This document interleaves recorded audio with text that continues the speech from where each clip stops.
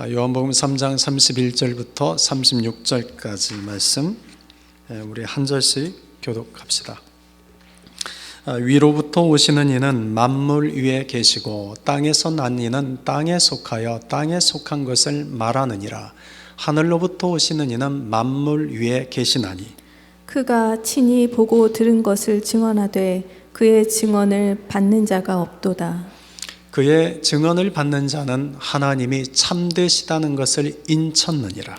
하나님이 보내신 이는 하나님의 말씀을 하나니 이는 하나님이 성령을 한량없이 주심이니라.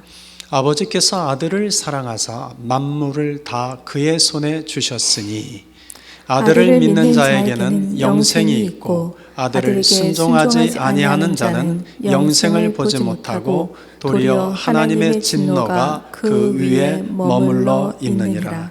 아멘.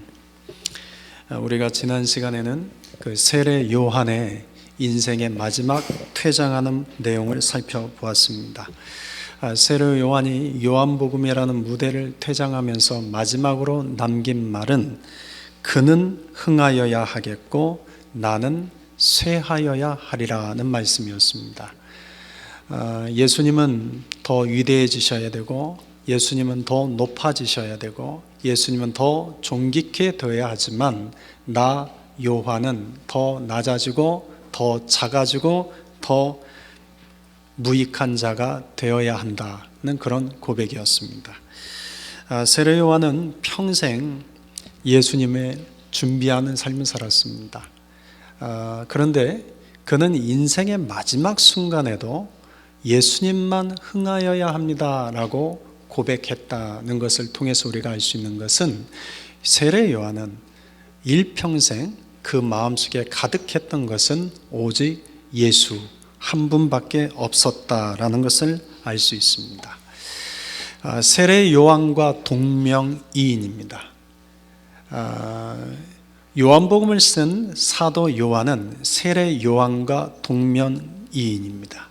그런데 이 요한이 아마 이 세례 요한의 마지막 말을 기록했을 때 어떤 생각이 들었을까를 혼자 생각해 보았습니다.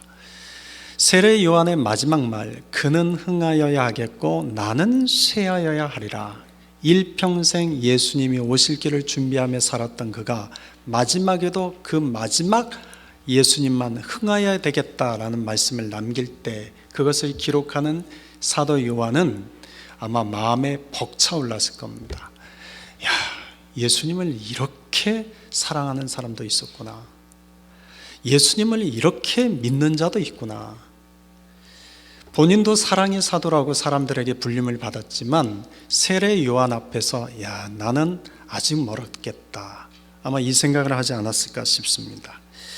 그래서 이제 사도 요한이 이제 오늘 본문 31절부터 36절까지 본인이 생각하는, 본인이 깨달은 예수님에 대한 이야기를 기록합니다.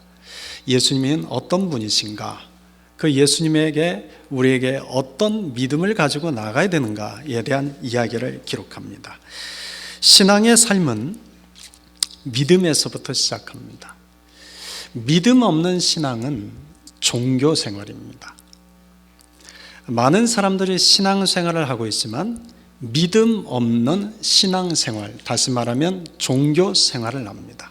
군대에 가면 신병훈련소 때 주일이 되면 모든 훈련병들은 주일에 종교 생활이라는 것을 해야만 했습니다. 그러니까 교회, 성당, 법당 이 세 곳 중에 한 곳을 선택해서 무조건 가야 했습니다.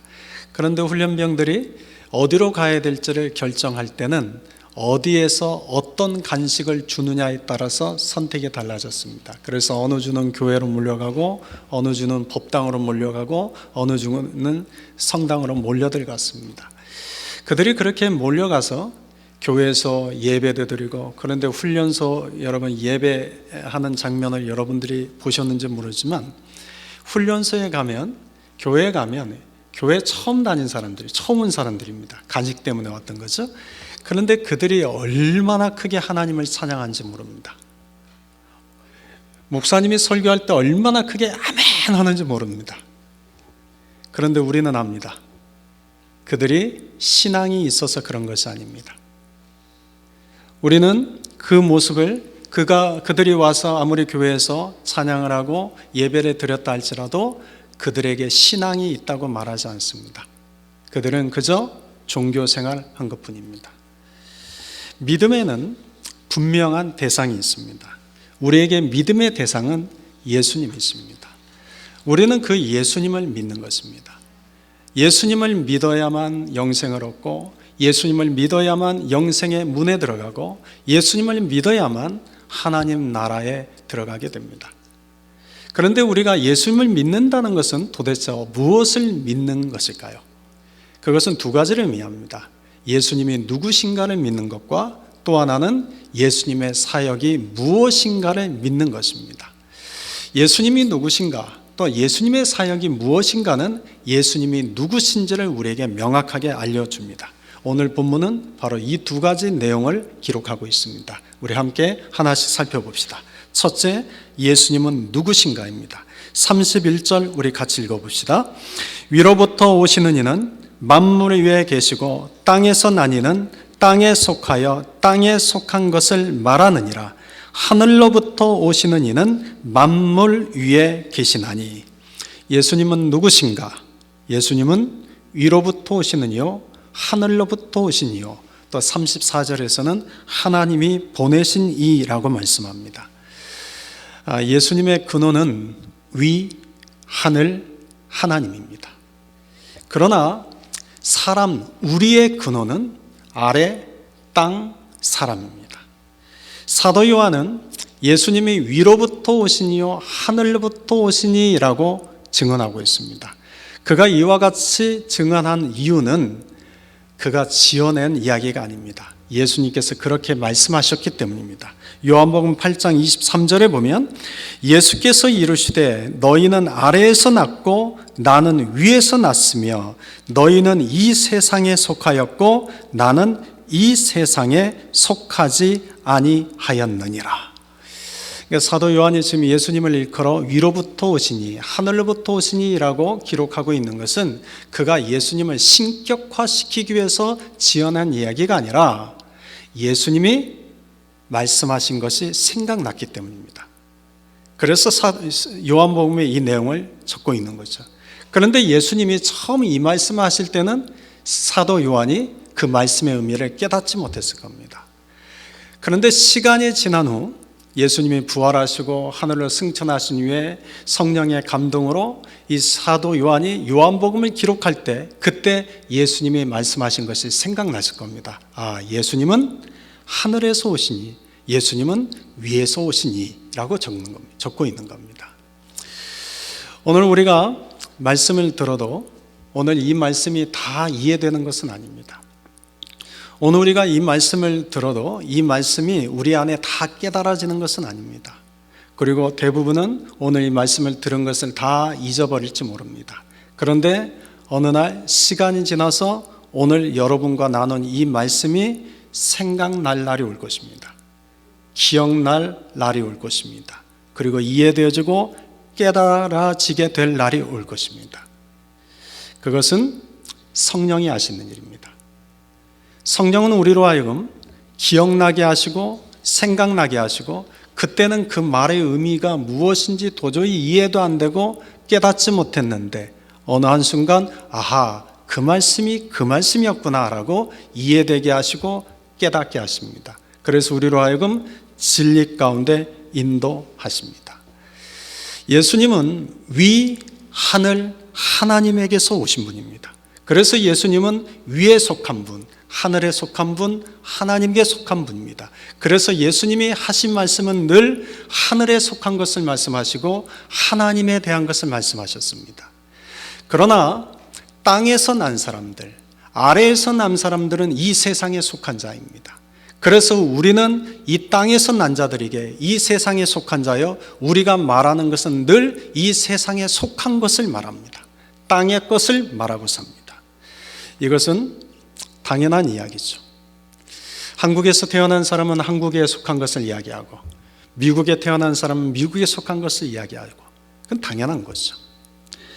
그런데 여러분, 우리는 모두 다 땅에서 났지만 땅에서 난 자라 할지라도 모두가 다 땅에 속하는 것이 아니라 하늘에 속하는 자들이 있습니다. 우리는 모두 다 땅에서 나서 땅에 속한 자들이지만 그런 우리를 하나님이 예수 안에서 하늘에 속한 자가 되게 하십니다.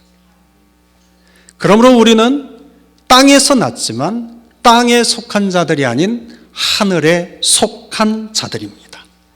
그래서 하나님께서 우리에게 이와 같이 말씀하십니다. 골로새서 3장 1절 2절입니다. 같이 한번 읽어볼까요? 그러므로 너희가 그리스도와 함께 다시 살리심을 받았으면 위의 것을 찾으라. 위의 것을 생각하고 땅의 것을 생각하지 마라. 우리는 땅에서 났으나 땅에 속한 자들이 아닙니다. 우리는 예수 안에서 하늘에 속한 자들입니다. 그러니 땅에 속한 자들처럼 땅의 것을 찾고 땅의 것을 구하는 자가 아니라 하늘의 것을 찾고 하늘의 것을 생각하고 하늘의 것을 구하는 자가 되라고 말씀하십니다. 이렇게 말씀하신 이유는 하나입니다. 여러분, 우리에게 다시 땅에 속한 자로 되돌아가지 말라는 것입니다. 우리를 예수님이 그분의 피를 통해서 우리를 하늘에 속한 자로 들어가게 했는데 다시 땅에 속한 자로 돌아가지 말라는 겁니다. 하늘에 속한 자답게 살아가라는 뜻입니다. 혼자 사는 제 친구가 있습니다. 어느 날 동네를 산책하다가 다리를 다친 고양이 한 마리를, 들고양이 한 마리를 보고는 집으로 데려갔습니다. 그리고는 정성스럽게 동물병원에 데리고 가서 다리를 고쳐주고 또 깨끗이 씻겨주고 먹을 것을 주었습니다. 그렇게 해서 그 고양이하고 시간을 보냈어요. 근데 그 고양이가 다리가 다 낫게 됐습니다. 다리가 다 낫자 어느 날 갑자기 이 고양이가 집 밖을 나가버린 겁니다. 친구가 그 고양이를 찾아서 동네를 찾아다니기 시작합니다. 한참을 찾다가 동네 한적한 곳에서 다른 길고양이들과 어울려 놀고 있는 그 고양이를 발견합니다. 너무나 반가워서 그 고양이에게 다가갔습니다. 그랬더니 다른 길고양이들이 놀라서 도망을 갑니다. 그런데 그 고양이도 함께 그 길고양이들을 따라서 도망가는 겁니다. 순간 이 친구의 마음이 서운한 마음도 들고 섭섭함도 들고 그리고 집으로 돌아왔습니다. 그런데 그때부터 이 고양이가 배가 고플 때만 찾아오는 겁니다. 배가 고플 때만 찾아와서 먹이를 주면 그걸 먹고 또 길고양이들에게 돌아가는 겁니다. 오늘 본문을 묵상하다가 그 친구가 들려준 이야기가 생각이 났습니다. 여러분, 예수님께서, 하나님께서 예수 그리스도를 통해서 우리를 땅에 속한 자에서 하늘에 속한 자가 되게 하셨습니다. 그런데 우리가 하늘에 속한 자로 살아가지 않고 다시 늘 땅에 속한 자로 돌아갑니다. 그리고 필요할 때만 하나님께 나아갑니다. 그런 면에서 그 길고양이나 우리나 별 다를 바가 없구나라는 생각이 들었습니다. 골로새서에서 주님은 우리에게 이렇게 말씀하십니다. 위의 것을 찾으라. 위의 것을 생각하고 땅의 것을 생각하지 말라. 사랑하는 성도 여러분, 우리는 땅에 속한 자들이 아닙니다. 우리는 하늘에 속한 자들입니다. 우리는 어디에 속한 자들입니까? 하늘에 속한 자들입니다. 그러니 우리는 위의 것을 찾고 위의 것을 구하고 위의 것을 생각하는 자가 되라는 말씀입니다. 예수님은 하늘에서 오셨습니다. 그래서 예수님은 위에서 오셨습니다. 그래서 예수님은 하늘에 속한 분이십니다. 그래서 예수님은 말씀하실 때도 언제나 하나님의 말씀만 하셨습니다. 34절입니다. 이렇게 기록되어 있습니다. 하나님이 보내신 이는 하나님의 말씀을 하나니 이는 하나님이 성령을 한량없이 주심이라. 그러니까 예수님은 지금 누구의 말씀을 한다는 이야기입니까? 예수님은 늘 하나님의 말씀만 이야기하셨다는 겁니다. 요한복음 14장 10절에서는 예수님께서 이렇게 말씀하셨습니다. 내가 너에게 이르는 말은 스스로 하는 것이 아니라 아버지께서 내 안에 계셔서 그의 일을 하시는 것이라. 여러분, 예수님이 하신 말씀은 사람의 말이 아닙니다. 예수님이 하신 말씀은 그저 위대한 성인의 이야기도 아닙니다. 예수님이 하신 말씀은 모두가 다 살아계신 하나님의 말씀입니다. 제가 가지고 있는 성경 복음서를 보면 예수님이 하신 말씀은 빨간색으로 기록되어 있습니다. 여러분들이 가지고 있는 성경도 거의 다 그럴 겁니다. 복음서를 보면 예수님이 하신 말씀은 빨간색으로 기록했습니다. 여러분, 빨간색으로 기록된 그 말씀은 우리가 대충 넘겨도 되는 그런 이야기가 아닙니다. 살아계신 하나님의 말씀이기 때문입니다. 그런데 여러분, 예수님이 말씀하실 때 그 말을 듣는 사람들은 두 부류로 나뉩니다. 이제 오늘 본문에서 우리가 좀 유심 있게 살펴봐야 됩니다. 33절을 봅시다. 그의 증언을 받는 자는 하나님이 참되시다는 것을 인쳤느니라. 여러분, 예수님의 말씀을 듣는 사람은 크게 둘로 나뉘는데 말씀을 받는 자가 있고 말씀을 받지 않는 자가 있다는 겁니다. 믿음은 예수님의 말씀을 하나님의 말씀으로 받아들이는 것입니다. 그런데 여러분, 본문을 보시면 그의 증언을 듣는 자라고 되어 있지 않고 뭐라고 되어 있습니까? 받는 자라고 되어 있습니다. 그의 증언을 듣는 자, 그의 말씀을 듣는 자라고 되어 있는 것이 아니라 그의 말씀을 받는 자라고 되어 있습니다. 받는다라는 미닝은 그 말씀을 듣고 믿고 행하는 것을 의미합니다. 마치 왕이 신하에게 명령을 내립니다. 그러면 그 신하가 왕의 명령을 듣고 가만히 있으면 그건 들은 겁니다. 그런데 신하가 왕이 한 그 명령을 받았다는 것은 왕의 명령을 듣고 그 명령대로 행하는 것입니다. 마찬가지로 하나님의 말씀을 우리가 듣지만 하나님의 말씀을 받는다는 것은 그 말씀을 듣고 믿고 행하는 것입니다. 그런데 여러분, 예수님의 말씀을 듣고 그 말씀을 받는 자가 많을까요? 받지 않는 자가 많을까요? 말씀을 듣고 말씀을 받는 자가 많을까요? 받지 않는 자가 많을까요? 32절입니다. 32절 읽겠습니다. 그가 친히 보고 들은 것을 증언하되 그의 증언을 받는 자가 없도다. 뭐라고 되어 있습니까? 그의 증언을 받는 자가 있다 없다? 없답니다. 주의 말씀을 듣는 자는 많은데 말씀을 받는 자는 없다는 것입니다. 말씀을 듣는 자는 많지만 그 말씀을 믿고 행하는 자는 없다는 것입니다. 우리가 지난 시간에 26절 말씀을 살펴봤습니다. 세례 요한에게 그의 제자들이 와서는 세례 요한에게 이렇게 말을 했습니다.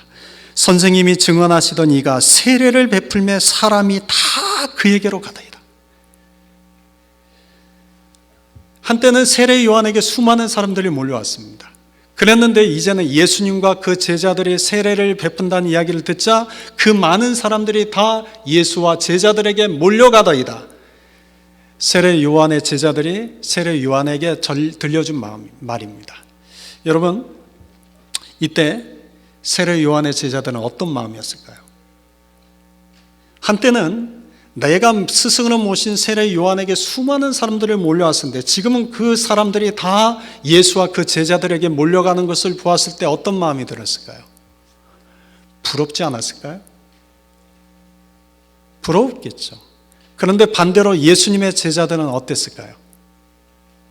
신이 났겠죠. 여러분, 옆에 있는 교회는 교인들이 계속 몰려가면 우리는 부럽죠. 그런데 반대로 우리 교회로 막 몰려오면 우리는 어떻습니까? 신이 나겠죠.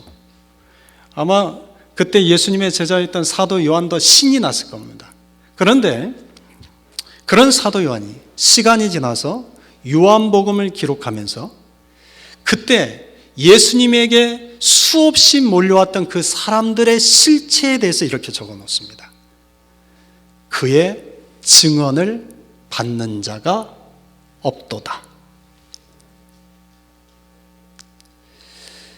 그때 수많은 사람들이 예수님에게 몰려왔지만 그들 중에서 예수님의 말씀을 받는 자가 없었다라는 기록입니다.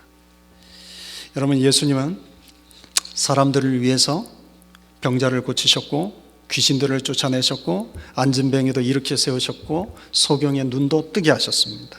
그런데 그 소식이 퍼지자 수많은 사람들이 예수님에게 몰려들었습니다. 예수님은 기적과 능력만 행하신 것이 아닙니다. 예수님은 몰려온 사람들에게 하나님 나라와 복음을 전하셨습니다. 그런데 수없이 많은 사람들이 예수님께 몰려왔지만 예수님의 베푸시는 기적과 능력에 대해서는 열광했지만 예수님이 하시는 말씀에 대해서는 받는 자가 없었다라는 겁니다. 그의 증언을 듣는 자가 없도다라고 하지 않고 그의 증언을 받는 자가 없도다라고 말씀하신 이유가 거기에 있습니다.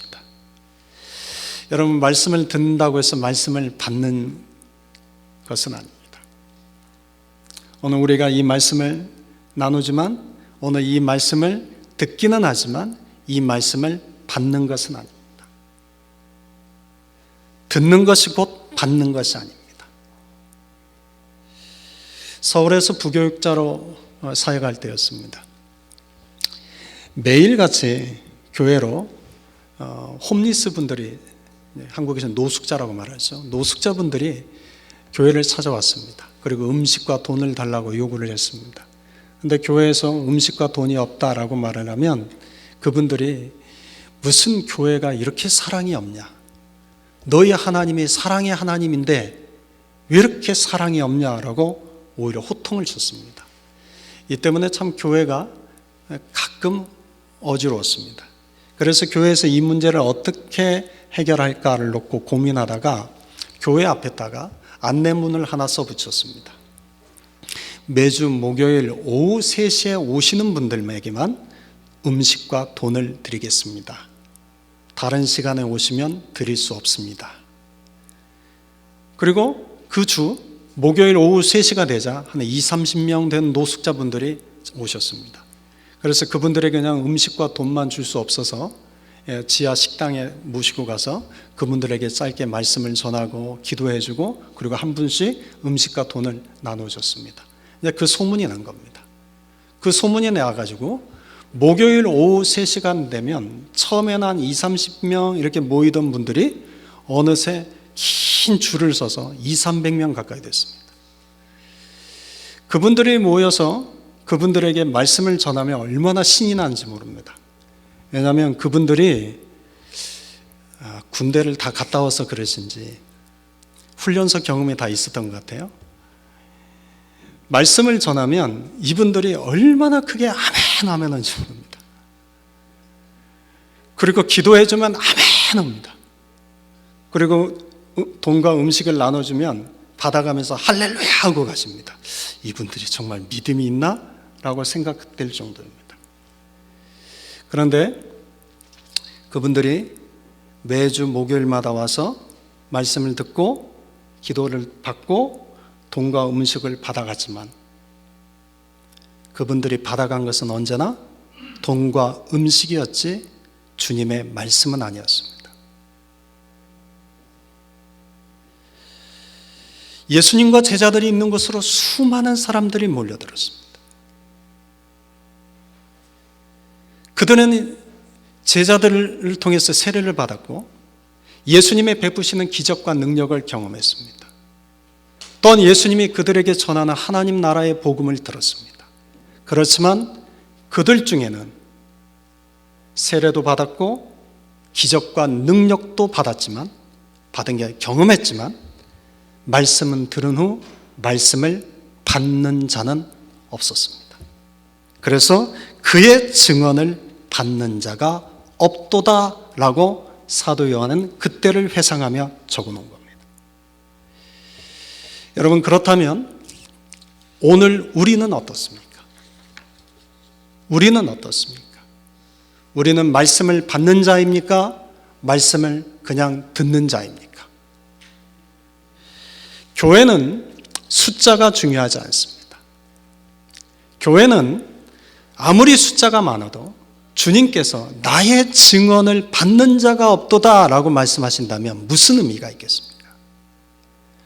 여러분, 숫자가 많지 않아도 적은 수라도 하나님의 말씀을 받는 성도들이 있다면 여러분, 그 교회는 복된 교회입니다. 저는 우리 함께 걷는 교회 성도들이 하나님의 말씀을 듣는 성도가 아니라 하나님의 말씀을 받는 자가 될 수 있기를 주님의 이름으로 축원드립니다. 둘째, 예수님은 어떤 사역을 하셨는가입니다. 36절입니다. 같이 읽읍시다. 아들을 믿는 자에게는 영생이 있고 아들에게 순종하지 아니하는 자는 영생을 보지 못하고 도리어 하나님의 진노가 그 위에 머물러 있느니라. 여러분, 믿는 자에게는 영생을 주시지만 믿지 않는 자에게는 하나님의 진노가 그 위에 머물러 있다는 말씀입니다. 이 말씀은 앞서 요한복음 3장 18절에서도 이렇게 말씀하셨습니다. 믿지 아니하는 자는 하나님의 독생자의 이름을 믿지 아니하므로 벌써 심판을 받은 것이니라. 여러분, 구원은 단순합니다. 여러분, 구원은 심플합니다. 구원은 오직 믿음을 통해서만 받습니다. 그래서 구원은 심플하고 단순합니다. 그런데 우리가 믿지 않는 것은 이미 하나님의 진노 아래에 있는 것이요, 믿지 않는 것은 벌써 하나님의 심판을 받고 있는 것이다 라고 말씀합니다. 여러분, 예수님의 사역의 핵심은 우리가 믿는 자가 되고 우리에게 영생을 주시는 것입니다. 여러분, 예수님께서 이 땅에 오셔서 병자를 고치시고 귀신 들린 자를 고치시고 안진뱅이를 일으켜 세우시고 소경의 눈을 뜨게 하시고 나병 환자들을 고쳐주시고 심지어 죽은 자까지 살리시는 기적과 능력을 행하셨습니다. 그런데 예수님께서 그와 같은 기적과 능력을 행하신 것은 그분의 사역의 핵심이 아닙니다. 그분이 그런 기적과 능력을 행하신 것은 예수님을 믿는 자가 되게 해서 영생을 주시기 위함입니다. 이것이 예수님의 사역의 핵심입니다. 예수님께서 우리의 기도에 응답하십니다. 예수님이 우리의 사역에 능력을 베풀어 주십니다. 예수님이 우리의 삶에 간증거리가 있게 하십니다. 그와 같은 일을 행하시는 이유는 우리로 하여금 믿는 자가 되어서 영생을 받는 자가 되게 하기 위해서입니다. 그런데 누가복음 17장 11절 이하를 보면 이런 이야기가 기록되어 있습니다. 예수님께서 하루는 사마리아를 가시다가 10명의 나병 환자를 모두 다 고쳐주셨습니다. 그런데 그 나병 환자 중에서 10명의 고침을 받았는데 나중에 예수님께서 다시 돌아와 예수님을 믿고 따르는 자가 된 것은 단 한 사람밖에 없었습니다. 그때 예수님께서 이와 같이 말씀하십니다. 누가복음 17장 17절에 10사람이 다 깨끗함을 받지 아니하였느냐? 그 9은 어디 있느냐? 다시 말하면 기적과 능력을 10사람이 경험을 했는데 그 기적과 능력을 경험한 사람 중에 예수님을 믿고 따르는 사람은 겨우 한 사람밖에 없는데 나머지 9사람은 다 어디 갔느냐? 라는 물음이 있습니다. 여러분, 그거는 오늘 이 시대도 똑같습니다. 여러분, 오늘 이 시대에 예수님의 기적과 능력을 따라다니는 사람들 많습니다. 기적과 능력을 경험한 사람 많습니다. 그런데 기적과 능력을 경험했다고 해서 모두가 다 예수님을 믿고 따르지 않습니다. 예수님을 믿고 따르는 자는 어쩌면 10%도 안 될지 모릅니다. 여러분, 우리가 예수님의 기적과 능력을 경험하는 것은 필요합니다. 그런데 우리가 그런 기적과 능력을 경험해야 될 이유는 예수님을 믿기 위해서입니다. 예수님을 잘 믿기 위해서입니다. 근데 착각하지 맙시다. 어떤 분은 늘 기적과 능력을 쫓아다니는 사람들이 있습니다. 마치 용암 무당이 어디 있는가 쫓아다니는 것처럼 어디에 더 큰 기적과 능력이 있는가를 쫓아다니는 사람들이 있습니다. 여러분, 기적과 능력을 여러분들이 경험하셨으면 그런 기적과 능력을 쫓아다니는 자가 되기보다는 이제는 예수님을 믿고 예수님을 따라다니는 자가 되십시오. 기적과 능력을 따라다니는 것이 내가 예수님을 믿는 것이 아닙니다. 여러분, 착각하시면 안 됩니다. 기적과 능력을 따라다니면서도 예수님을 믿지 않는 사람들 많습니다. 기적과 능력을 믿는 것이지 예수님을 믿고 예수님을 인격적으로 따라가지 않는 사람들 많습니다. 그래서 본문 36절을 보면 잘 보시면 믿는 것과 순종하는 것을 동일한 의미로 사용하고 있습니다. 여러분 36절 보십시오. 믿는 자와 순종하는 자를 지금 같은 의미로 사용합니다.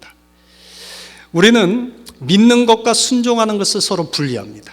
그런데 성경은 믿는 것과 순종하는 것을 분리하지 않습니다. 믿는 것이 곧 순종하는 것입니다.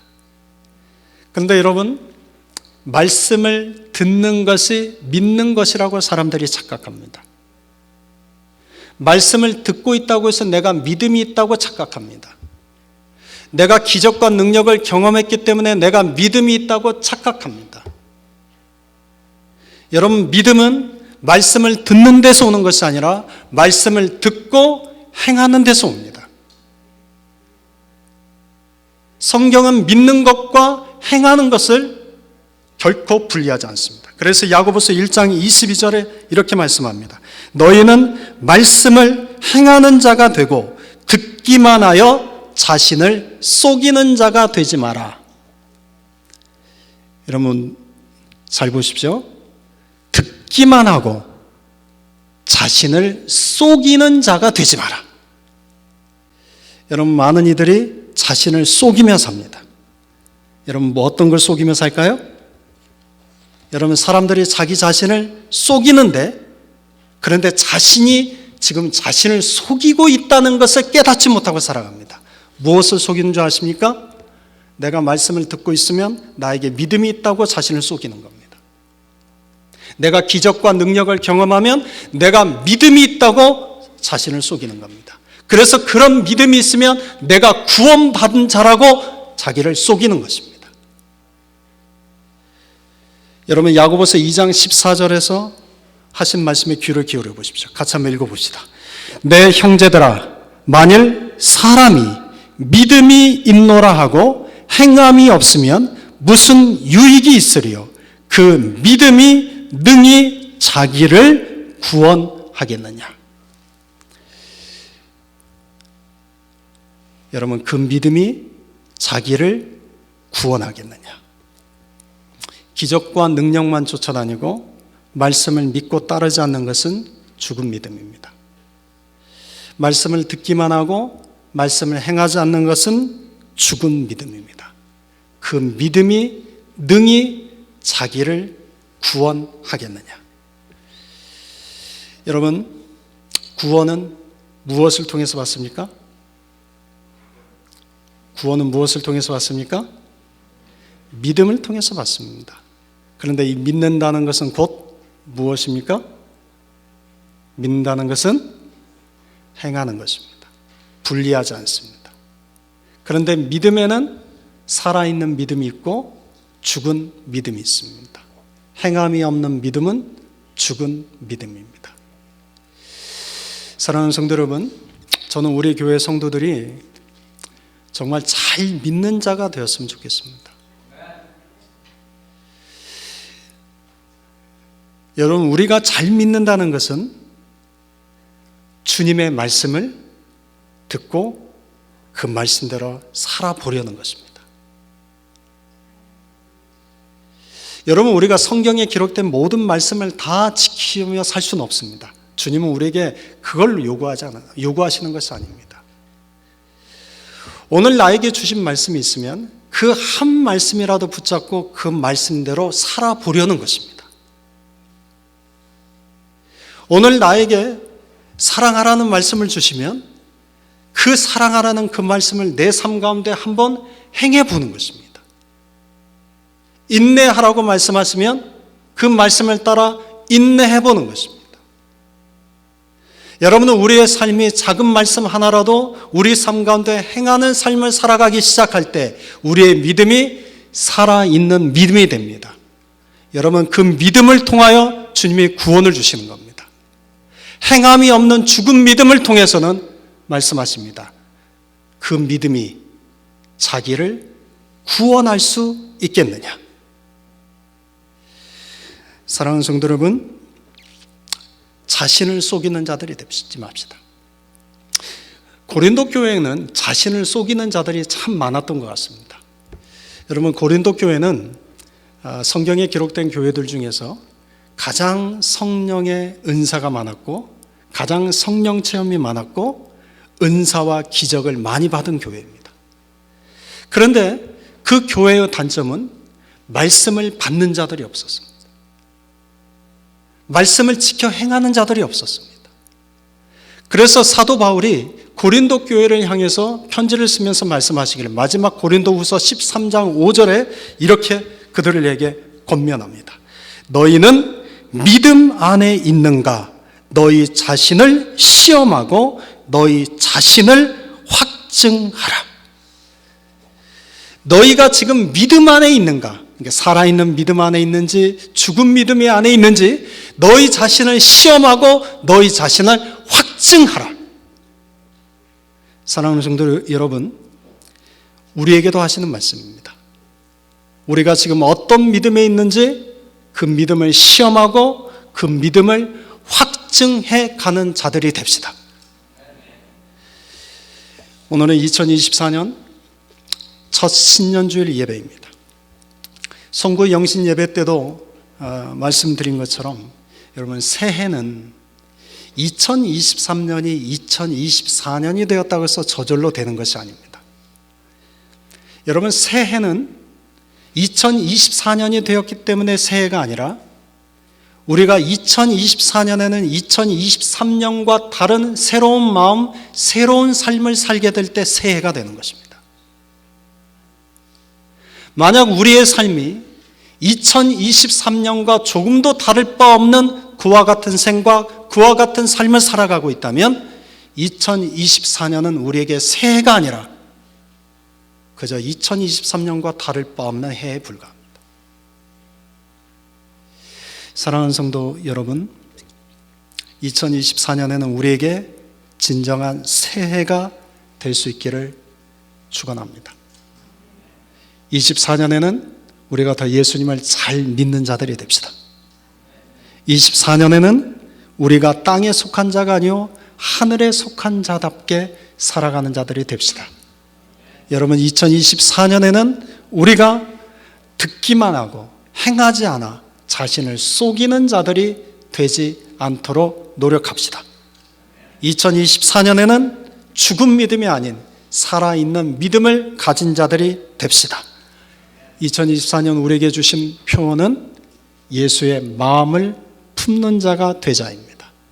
여러분, 2024년에 저와 여러분이 예수님의 마음을 품는 자들이 될 수 있기를 소망합니다.